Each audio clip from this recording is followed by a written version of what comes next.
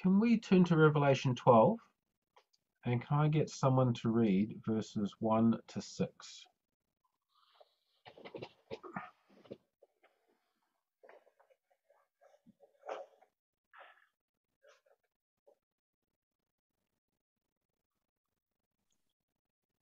Right? Yep. And there appeared a great wonder in heaven, a woman clothed with the sun and the moon under her feet, and upon her head a crown of 12 stars. And she, being with child, cried, travailing in birth and pain to be delivered. And there appeared another wonder in heaven, and behold, a great red dragon, having 7 heads and 10 horns and 7 crowns upon his heads. And his tail drew the third part of the stars of heaven, and did cast them to the earth. And the dragon stood before the woman, which was ready to be delivered, for to devour her child as soon as it was born. And she brought forth a man child, who was to rule all the nations with a rod of iron. And her child was caught up unto God and to his throne. And the woman fled into the wilderness, where she hath a place prepared of God, that they should feed her there 1,260 days. Mm-hmm. So what is the first thing John sees in the opening of chapter 12? A woman. How is she described? Clothed with the sun and the moon under her feet. Mm-hmm. A crown of 12 stars on her head, and she was about to give birth. Yep, excellent. So we're going to have a look at these descriptions to, well, first we've got to try to figure out who is this woman, what does it represent? The church. Mm-hmm. Yep, and we're going to see where we get that from. And why is she being described in these ways? Now, firstly, when she's described with the sun, moon, and stars, we're going to turn back to Genesis 37. Get someone to read verse 9 and 10. Because in those verses, we see all these 3 things turning up again. So can someone read Genesis 37, verses 9 and 10? And we've got to ask the question, what do the sun, moon, and stars represent? 37, 37, 9.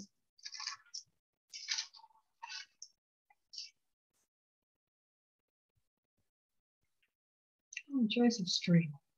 Mm-hmm. Revelation 37, 9 and 10. And he dreamed yet another dream, and told it his brethren, and said, Behold, I have dreamed a dream more. And behold, the sun and the moon and the 11 stars make obedience to me. And he told it to his father and to his brethren, and his father rebuked him and said unto him, What is this dream that thou hast dreamed? Shall I and thy mother and thy brothers indeed come to bow down ourselves to thee, to the earth? So what did Joseph see in his dream, and how was that interpreted?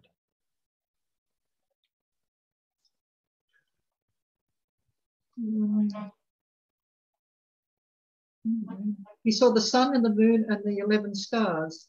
Mm-hmm. He believed he was probably the 12th star. Yeah. And they were all going to come and bow down to him. With the sun and the moon representing his parents. I mean, that's one thing his father mentions there in verse 10. Shall I and thy mother and thy brethren come and bow down to you?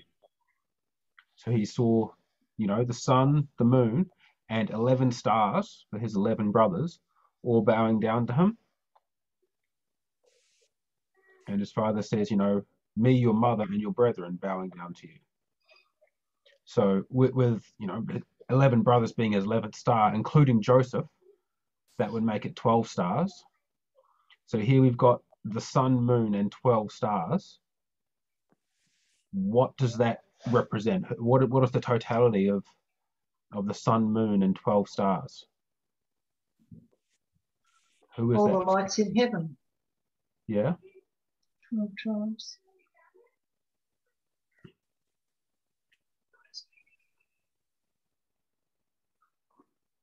Well, who is here with Joseph's family? who are they in relation to God? 12 tribes of Israel, the beginnings of. Yep. And the church, aren't they? Yeah, they're God's people. You know, God called Abraham and he's confirmed his covenant with Isaac and now Jacob here.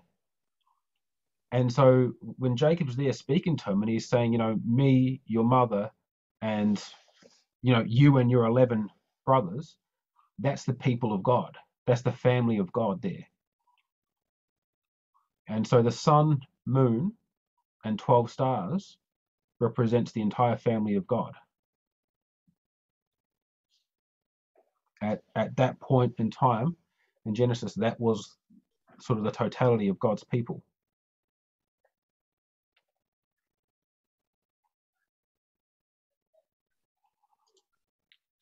And so that's, you know, one of the first reasons we say that that woman being described with these things, these same symbols, identifies her as the church, as God's people. But it's also interesting that those descriptions, the sun, the moon, and the stars, are all things that give light. They're all, you know, sources of light for the earth, even though the moon reflects the sun's light. As far as the earth's concerned, it still gives light upon the earth. Now, can we turn back into Genesis chapter 1? And we find the sun, moon, and stars all together. Another place, Genesis 1, verse 14 to 19.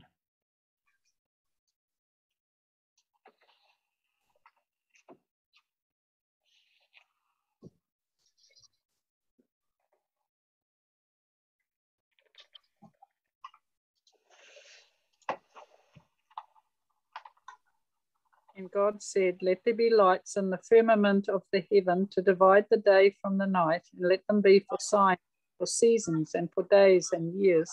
And let them be for lights in the firmament of the heaven to give light upon the earth. And it was so.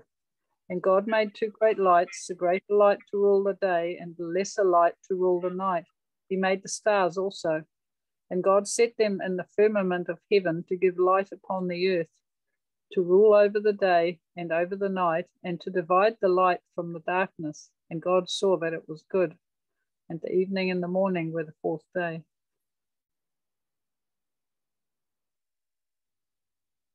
You're muted, Matthew. Thank you. There at creation, when God made sun, moon, and stars, what did he say was the purpose in making them? Why did he put them in the sky? To give light upon the earth. Light to the earth. To shed light upon the earth. Yep. And to divide day from night, light from darkness. You know, and they do that in a very literal sense, but I think there's also a significant spiritual sense where God's people are referred to as, you know, being clothed with the sun, having the moon and the stars as well, and part of the spiritual mission that they've been given to do. Can someone read Matthew 5, verse 14 to 16?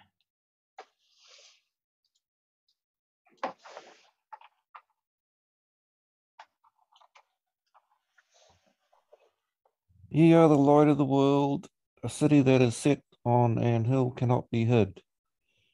Neither do men light a candle and put it under a bushel, but on a candlestick, and it giveth light unto all that are in the house. Let your light so shine before men that they may see your good works and glorify your Father which is in heaven.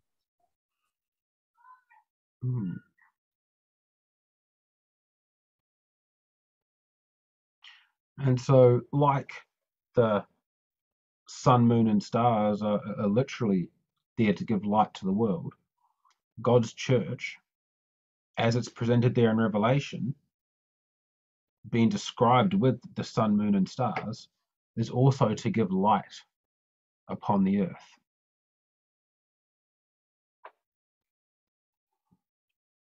And that's how, God's church is described there in its purity, as it's depicted as doing its job, giving light upon the earth, Petra. It's also clear that that light to be shed on the earth is for people to see so that they can come to know God. Mm-hmm.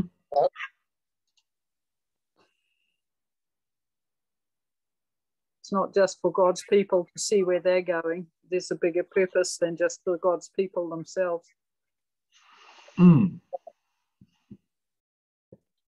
Absolutely. So in this time period, will the 12 stars represent the 12 apostles, or that be right? I mean, it's that transition time. For example, Revelation, at the beginning, the woman, the church, is pregnant, about to be delivered. So this would be, before the man child is brought into the world, before Christ is born. So at that point, there are no apostles. It's just the 12 tribes. But in verse 6, the woman flees into the wilderness for 1,260 days.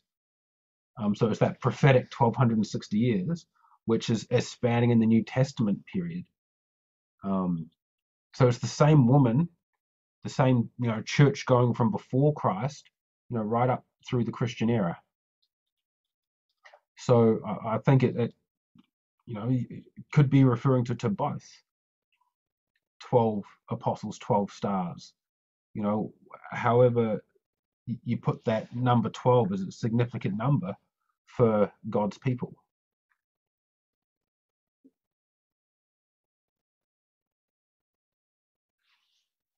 But I don't think you can say it's either one or the other, because this woman spans both New and Old Testament.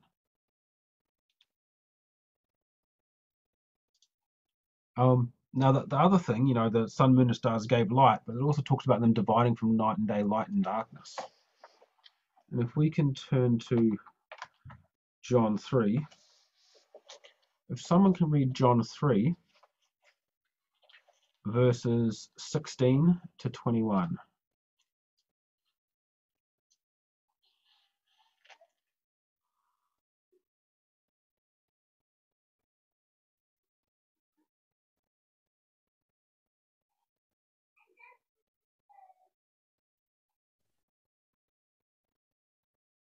John 3:16, for God so loved the world that he gave his only begotten Son, that whosoever believeth in him should not perish but have everlasting life.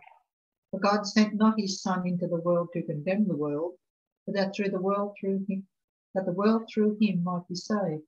He that believeth on him is not condemned, but he that believeth not is condemned already, because he hath not believed in the name of the only begotten Son of God. And this is the condemnation, that light is come into the world. Men love darkness rather than light, because their deeds were evil.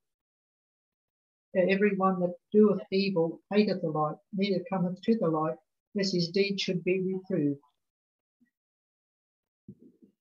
Further? 21 as well. I'm sorry. But he that doeth truth cometh to the light, that his deeds may be made manifest, and that they are wrought in God. So when Jesus is speaking there in John, what does he present as dividing the light from the darkness? What separates these two? Sin. Yeah. Oh, yeah. Unbelief in God.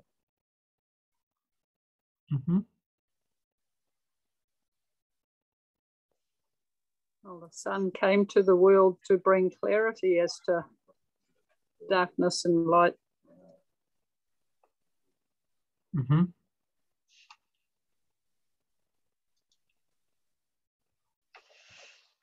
How did Jesus do that?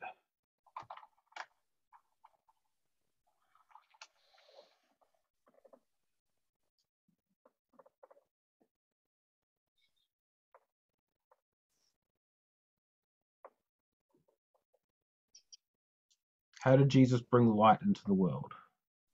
Because he mentioned that several times, you know, that he's come a light into the world. You know, whosoever believes in him should not walk in darkness. I am the light of the world. His presence, just by his spirit, I believe. Mm-hmm. Yeah.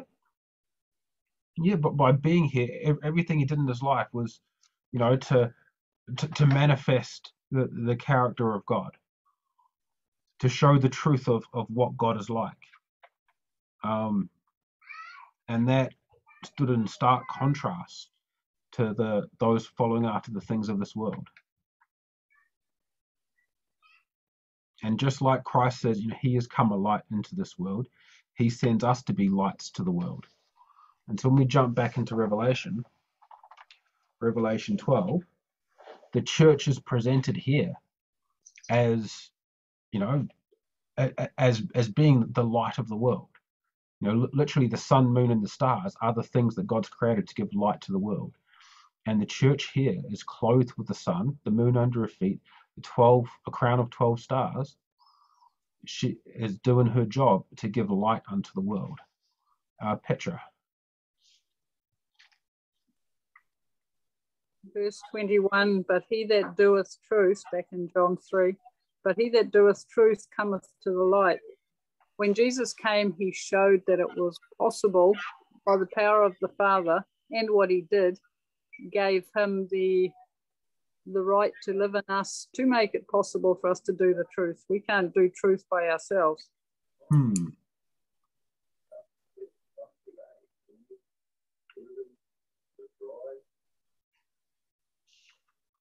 Absolutely. And here in Revelation 12, as the church is shining that light, is, you know, following in the footsteps of Christ, the example he's given by the power that he's put in them, they're shining that light to the world. And that light is revealing the darkness. And that's one reason why, when, you know, Christ comes a light into the world, Satan is there to devour him, to destroy him. And when he's taken up to heaven, the dragon turns his wrath to the woman, turns his wrath to the church that's still there shining the light. He's trying to work in darkness to, you know, take control, to deceive, to lead the world astray.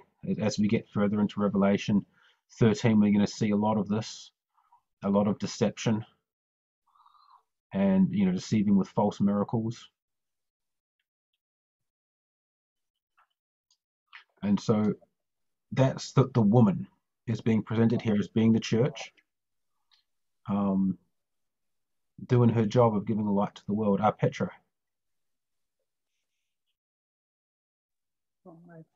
There's also the aspect that, and we can see that you don't have to say anything about God, but when you're somewhere and you are just holding to God's standards, there are people that are going to be agitated, irritated, stirred up, provoked by that.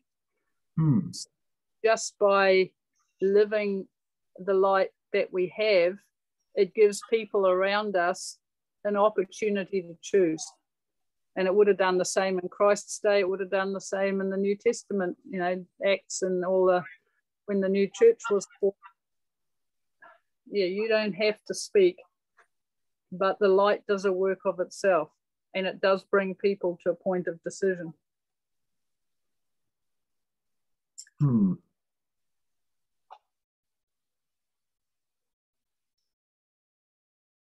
Absolutely. And whenever we're doing that, you know, whenever we're, you know, shining that light, making clear where the darkness is, you know, Satan's wrath is kindled against us, as surely it was kindled against the woman here. That's why he went to make war with the remnant of his seed, which keep the commandments of God and the testimony of Jesus, there in verse 17. But so the woman here, clothed with the sun, moon under her feet, crown of stars, 12 stars. What's happening to her?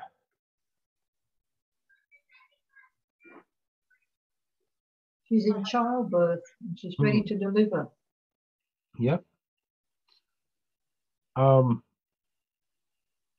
Normally, that's something exciting that's happening. A child's coming. Everyone gets excited. The baby's coming. But there's something else that John sees here that turns that into, a bit more of a terrifying scene. Yeah, see, there's a dragon waiting to devour the child. Can someone turn to Genesis chapter 3 and read verse 14 and 15?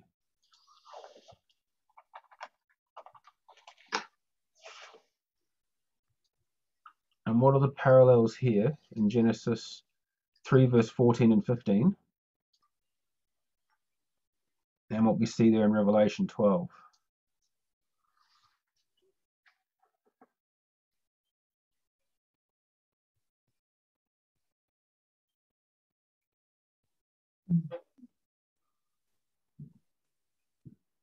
And the Lord God said unto the serpent, because thou hast done this, thou art cursed above all cattle and above every beast of the field. Upon thy belly shalt thou go, and dust shalt thou eat all the days of thy life. And I will put enmity between thee and the woman, and between thy seed and her seed. It shall bruise thy head, and thou shalt bruise his heel.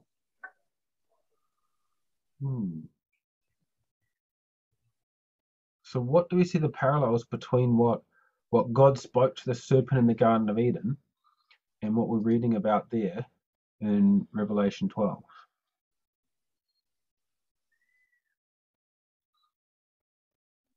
That there's going to be friction between good and evil. Hmm. And that friction is also, to my understanding, representing choice. Because if there was no friction, when there was evil in the presence of good, then that would be having an impact on choice. Mm-hmm.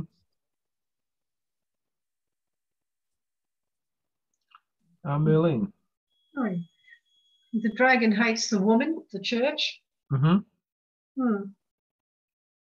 Do anything to disrupt it or cause problems.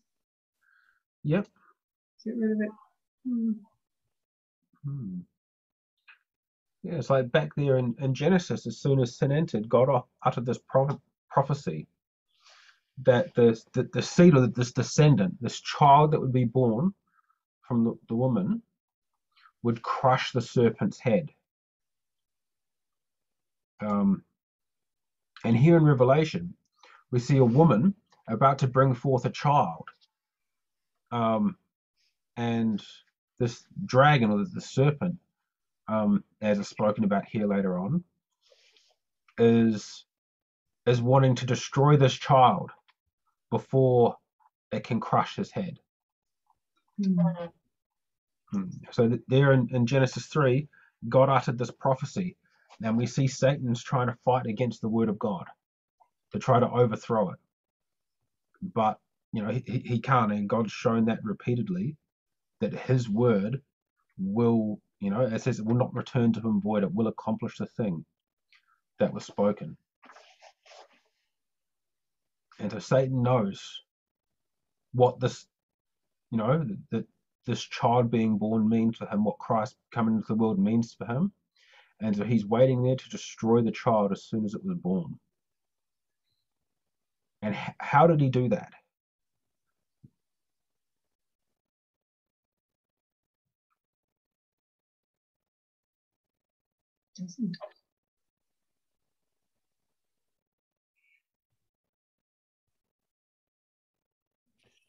What do the 7 heads and 10 horns represent? Didn't cover that, did you? No. Does it have an application to Rome as well, or? Yeah, we can actually go back and look at that. If we want to jump to Daniel 7.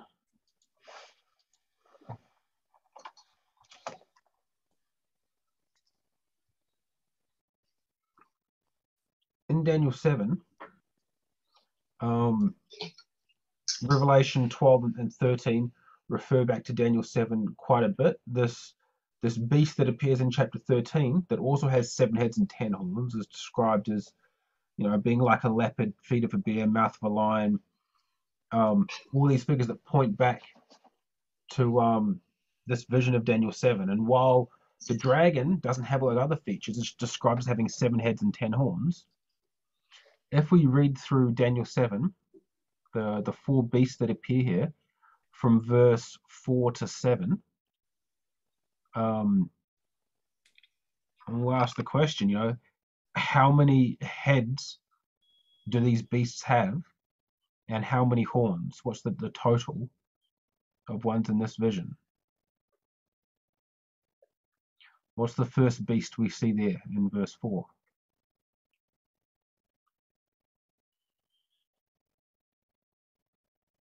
Oh, Babylon. Yep. Yeah, and what's the beast? Lion. The lion, yep. And that lion's just a normal, well, it's got wings and stuff, but just a single-headed lion. Then following that, what's the next beast? Oh, yes, the bear. A bear. And after the bear? Leopard. Yep. Had 4 heads. That's got 4 heads. So the lion with 1, the bear with 1, the leopard with 4. That brings us to 6. And what's this 4th beast? How's it described? Oh, yes, 10 horns. Yep. 10 horns. 1 head, I suppose. Yep. So that gives us, if we add up the total of the beasts in that vision, we have 7 heads and 10 horns. So it kind of shows that Satan's behind them all. Yep, it is. And it's interesting, Satan being there represented as 7 heads and 10 horns sort of shows that it's the sort of the culmination of these beasts. But the crowns are on the heads, not on the horns. Whereas in Revelation 13, we see the crowns on the horns. So that tells us that Revelation 12 is depicting Satan ruling through these nations, but at a time when it is the beast that's ruling, not the horns, which happens later when these 10 horns come up and begin to rule. So that places us under the 4th beast, which is the Roman Empire. And when it comes to Satan ruling through different kingdoms, it's interesting. Can somebody read Ezekiel 29? Ezekiel 29, in verse 3. Speak and say, thus saith the Lord God, behold, I am against thee, Pharaoh, king of Egypt, the great dragon that lieth in the midst of his rivers, which hath said, my river is mine own, and I have made it for myself. So it's interesting. How is Pharaoh, king of Egypt, described there?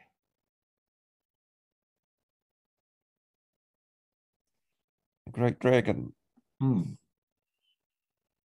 And so just like in Revelation, we see Satan as this great dragon, but he's working through the kingdom of Rome to persecute God's people. Here, Pharaoh, king of Egypt, is, that great dragon that is, they're persecuting God's people.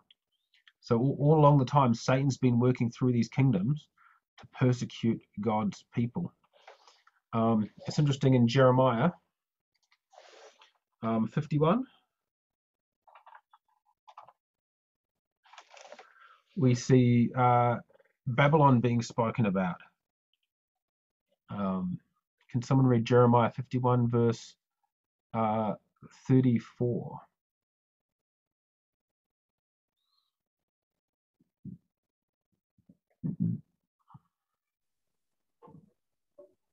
Nebuchadnezzar, the king of Babylon, hath devoured me. He hath crushed me. He hath made me an empty vessel. He hath swallowed me up like a dragon.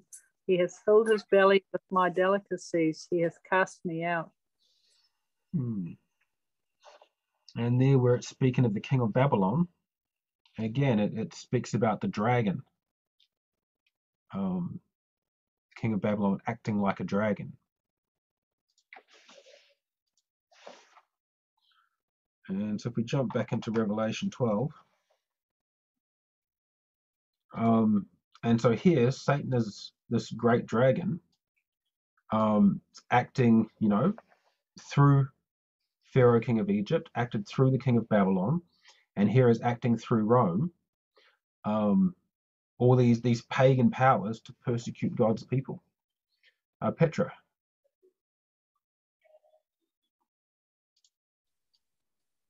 What is the significance, just going back to verse 1, of the moon being under her feet?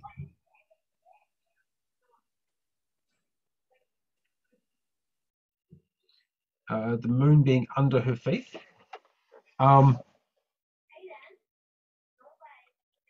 Typically, we see that, she's clothed in the sun, and the moon under her feet.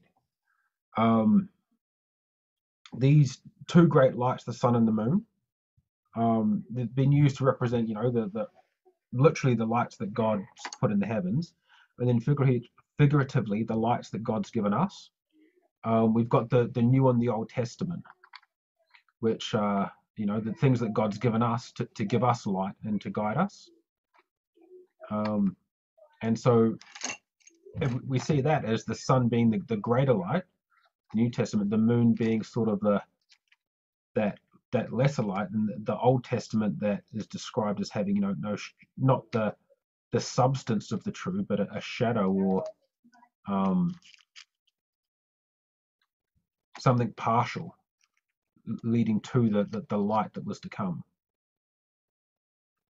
And so that in that sense, you understand the moon under her feet, that the church was standing on that old covenant and clothed in the new, or standing on the Old Testament and clothed in the light of the new.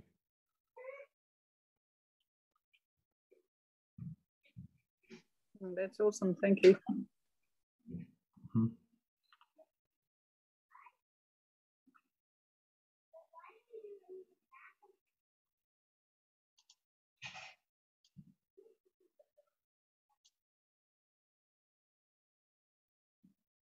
Okay, so we've got the churches there ready to bring forth the child, the church's job, since Eve, he gave the promise to her, confirmed the covenant with Abraham.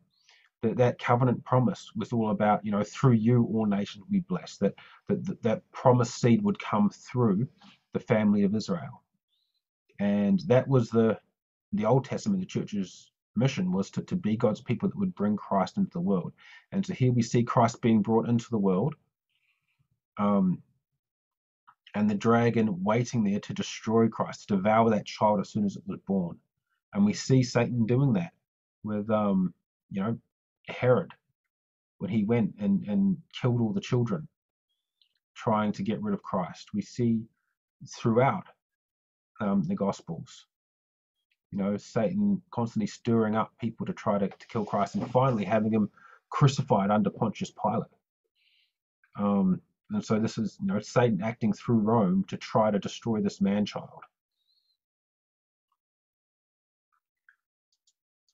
But what was the result? The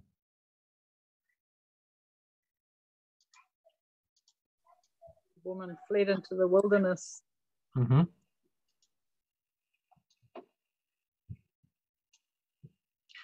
Absolutely. The dragon, Satan, failed to destroy Christ. It says that the child was caught up to God and to his throne. And as a result, the dragon turned against the woman. She fled into the wilderness, where she had a place prepared of God, that they should feed her 1,260 days. Petra. And it's a practical application that is good for us to keep in mind. You know, Satan might be gunning for us now, and I know there's a next Spirit of Prophecy quote somewhere that, yeah, with every breath and every second, he'd wipe us out if he could, but God is standing between him and us. And God had a place prepared for his people. And no matter what challenges we have, there is a place within that God has prepared for us to be safe with him. They may be not physically safe, but spiritually, mentally, and emotionally safe. Mm.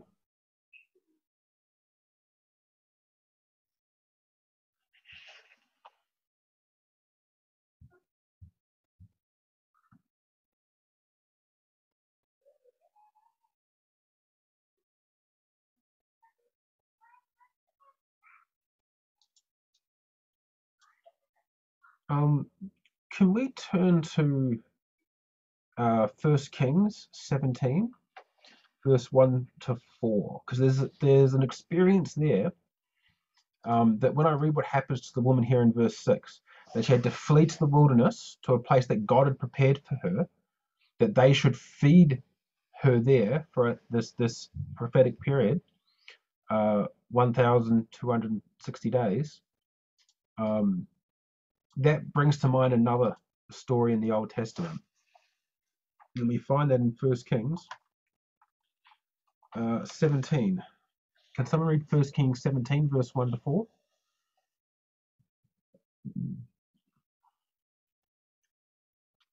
I could read that, Matthew. Elijah the Tishbite, who was of the inhabitants of Gilead, said unto Ahab, As the Lord God of Israel liveth, before whom I stand, there shall not be dew nor rain these years, but according to my word. And the word of the Lord came unto him, saying, Get thee hence, and turn thee eastward, and hide thyself by the brook Cherith, which is before Jordan. And it shall be that thou shalt drink of the brook, and I have commanded the ravens to feed thee. So what's happening in that story? Elijah ran for his life. Hmm. Oh no, that was after the no, sorry. This was God had told Elijah that there would be no rain. Or sorry, Elijah told Ahab that there'd be no rain except by his word. So God hid him for several years. Mm-hmm. And he fed him by the ravens. Mm-hmm. Yeah. So what are the parallels we see between Elijah's story and the woman in Revelation 12?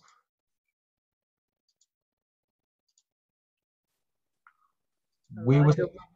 Yeah, go Petra. Elijah walked the path God gave him to walk, even though it wasn't a popular one, but God took care of his needs. Mm-hmm. Took care of his needs supernaturally.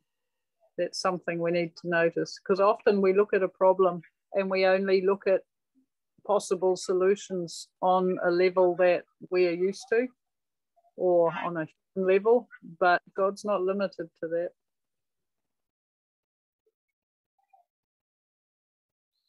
Mm-hmm. Yeah. And he had a place prepared for him. Mm-hmm. Yep. They both had a place prepared for them. Where was it?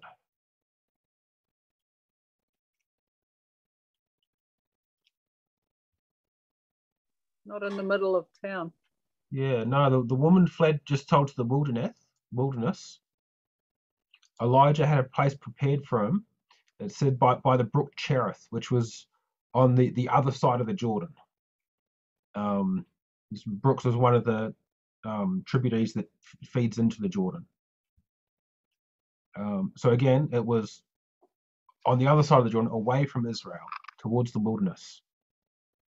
So they both had a place prepared for them into a wilderness.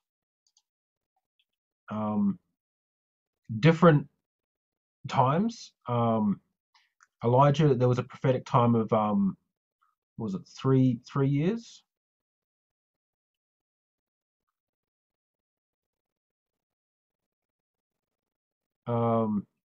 Norman had her 1260 days,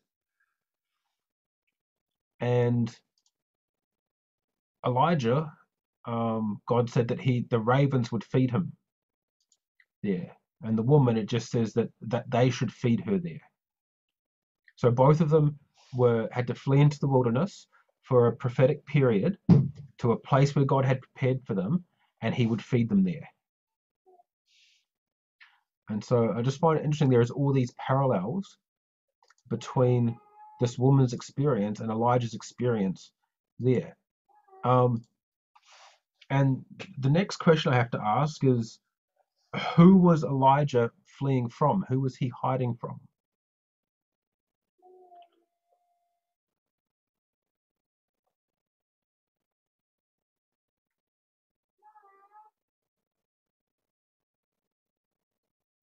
Ahab, the grumpy ruler. Mm-hmm. Yeah. And what was Ahab's role? What was his sort of position? Who was he? He was the king that had made all the bad choices that resulted in the drought, but he didn't want to take responsibility for that. Yeah. Yeah. So he was the king that was responsible for this drought, but because the king had done all the stuff that led to the drought, therefore he was persecuting God's faithful. And even more so than that, Ahab was the king of Israel, right? The the person that was there ruling over God's people was the one persecuting God's faithful.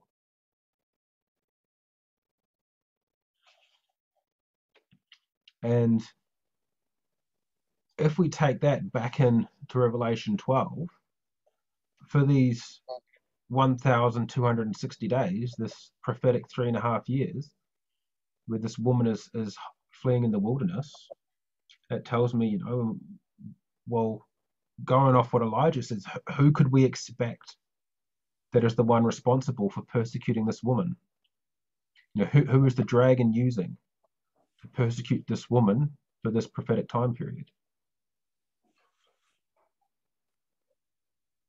The ones who had the information to be God's people, if they were so chosen. Yeah. I would say paralleling with First Kings, it's the one who was set up to oversee, to rule over the Christian church during that time period. And that's, we're looking at the New Testament here. This 1260 years is that prophetic time period where the papacy was ruling. So just like Ahab was the one ruling over Israel, the papacy or the popes were the ones ruling over the Christian church. And it was the ones ruling over the Christian church that were persecuting God's faithful for this time period. And just like Ahab was the one who had done all the things to cause the drought, to cause the issues, but was persecuting God's people simply because they were telling the truth. They were spreading, shining that light. So too with this woman for that prophetic 1260 years.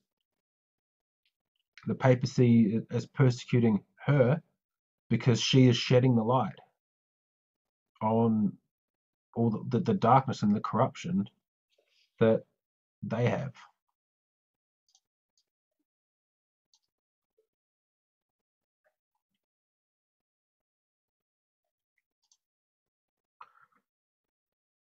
So in that first sort of third of chapter 12, we get sort of a view of the church being there to bring Christ into the world, the dragon's war against Christ to try to destroy him. And when it fails, its next target is the church itself by corruption and by persecution. Now, the next part of Revelation 12 moves on to a more great controversy theme. Does someone want to read out Revelation 12, verse 7 to 12?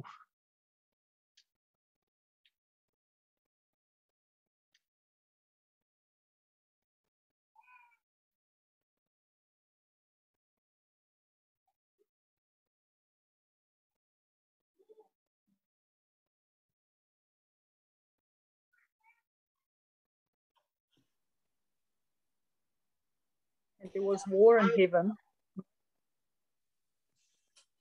Sorry, did somebody else say something? No, you're good. Okay. And there was war in heaven. Michael and his angels fought against the dragon, and the dragon fought and his angels, and prevailed not, neither was their place found any more in heaven. And the great dragon was cast out, that old serpent called the devil and Satan, which deceiveth the whole world. He was cast out into the earth, and his angels were cast out with him. And I heard a loud voice saying in heaven, Now is come salvation and strength and the kingdom of our God and the power of his Christ. For the accuser of our brethren is cast down, which accused them before our God day and night. And they overcame him by the blood of the Lamb and by the word of their testimony. They loved not their lives unto the death. Sorry, where to? Yeah, 12. Therefore rejoice, ye heavens, and ye that dwell in them. Woe to the inhabitants of the earth and the sea, and of the sea, for the devil is come down unto you, having great wrath, because he knoweth that he hath but a short time. So what's happening in that section? What do we see taking place?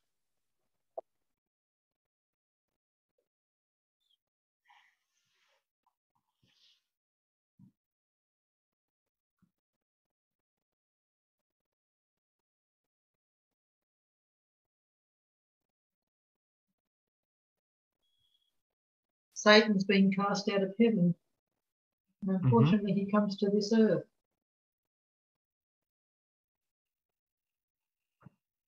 Yeah.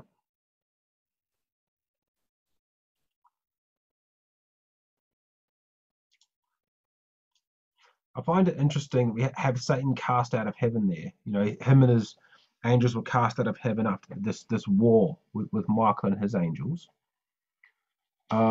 But I find it interesting that there was a little bit of this great controversy introduced earlier in verse 4 when it talks about the dragon. And it says, and his tail drew a third part of the stars of heaven and did cast them to the earth. And the dragon stood before the woman, which was ready to be delivered, for to devour the child as soon as it was born. And it's interesting, it describes the dragon as with his tail, he cast a third part of stars of heaven and did cast them to the earth. Now, what do the stars represent here? Do we have, earlier when the stars were listed with the sun and the moon, we saw that they represented God's people. But where else do we find stars being identified in Revelation?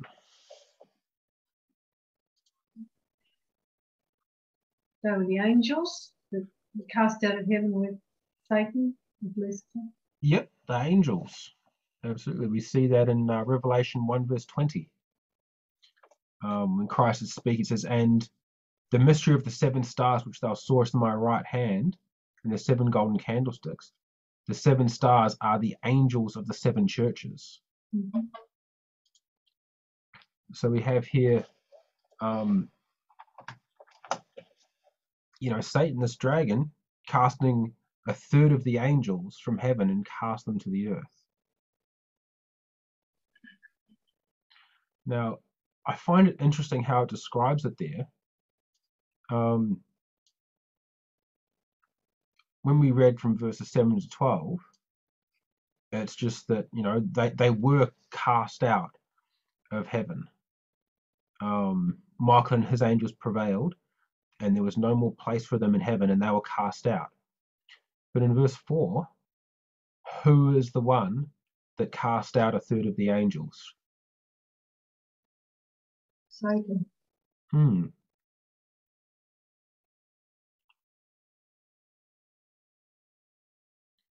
Yeah, they believed his lies and his accusations against the character of God, and his lies is the reason they were cast down to the earth. And Satan cast down his own followers when they believed his lies.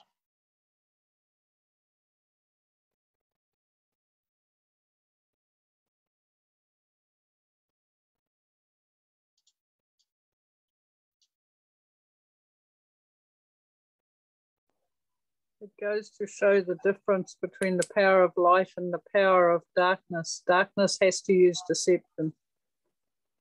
Light doesn't.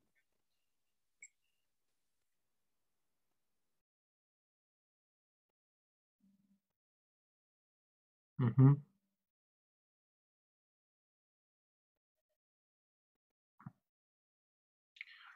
Now, I find it interesting here in chapter 12 as well. We'll look a bit more about the great controversy in this next time. But it starts with the scene of the dragon and the woman in the first 6 verses. Then there's this war in heaven, this great controversy that takes place. And what do we have in the last part of chapter 12, from verse 13 through to 17?